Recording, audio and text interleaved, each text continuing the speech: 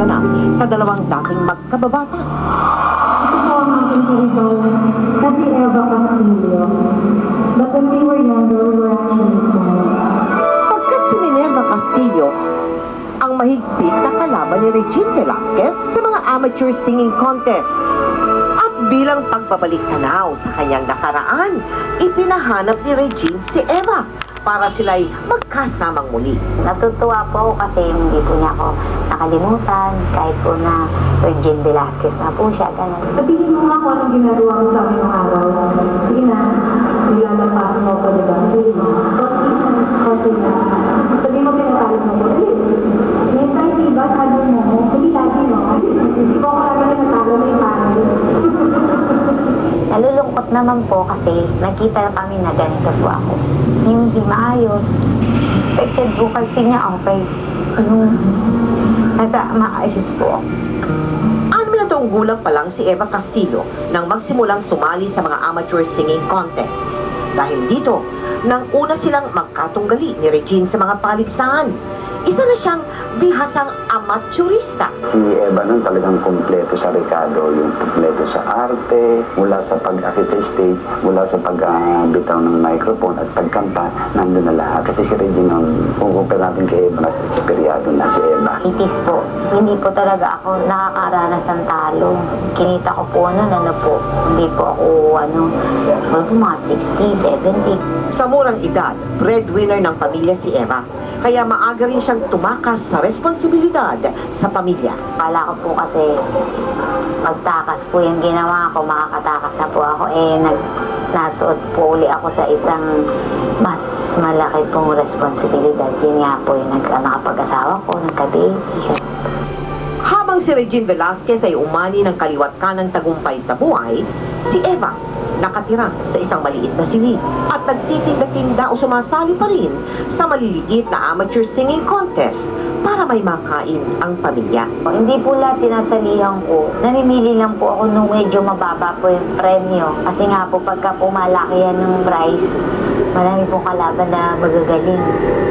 Sabi ko nila, hindi daw po pwedeng magtanong kay God. Para pong dumating na po ako sa punto na ganito na ba ako kabobo, kumanta, hindi na po ako nananalo, ganun.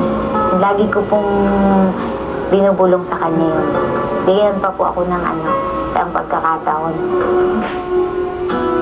Kaya halos hindi makapaniwala si Eva nang sa araw ng concert ni Regine, sinundo siya ng espesyal na van sa tulong ng automobile company. Para po ako artista doon. First time ko po ako makasakay sa ganun. Lagi po jeep lang sinasakay ako sa bus. Para mawala ang kanyang tensyon, dinala rin siya ng Mel and Joy sa Cosmopolitan Salon para makaranas ng kanilang relaxing salon services. First time ko yung aking balat. Masarap po pala talaga pagka meron kang pang parlor. At sa CEU Malolos, Bulacan, kung saan ginanap ang concert, muling nakaramdam ng kaba si Eva sa pagpasok pa lang sa concert venue. Nagkita po kami nung una, parang hindi pa rin po talaga ako makapaniwala na totoong magjujuit kami. Yun, nakita ko po yung paggaganapan ng sabi ko, totoo na to, ito na talaga. Sa dressing room kung saan inaayusan ang lahat ng mga guest stars ng concert, merong espesyal na gown na inihanda para sa kanya si Pepsi Herrera. Meron ding sariling hair and makeup artist si Eva. At nang muling magkita sila ni Regine at nagkakwentuhan ng mahabaan, dito na bumuhos ang mga luha ni Eva. Sabi niya, galingan mo baka ito na yung pagkakataon mo. Sabi niya, tulungan kita, baka marami nang magbukas sa'yo para sa'yo pag narinig ka. Ganun. Doon po ako naiyak doon sa sinabi niya.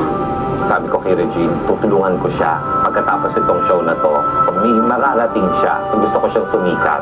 Kasi sayang, napakagaling talaga niya. Matapos ang gabi ng concert, isang pribadong salo-salo sa bahay ni Regine sa Bulacan ang inihanda ni Tatay Jerry para kay Eva at sa mga kasama niya. Bukod pa sa pinauwing regalo ng pamilya Velasquez para kay Eva. Kundi dahil sa'yo, hindi ko mararanasan yung ganitong pinhawa. Hindi ka tulad ng dati. Yung mga hindi ko nararanasan ko na ngayon. Sobrang thank you po. Sobrang thank you ako sa'yo.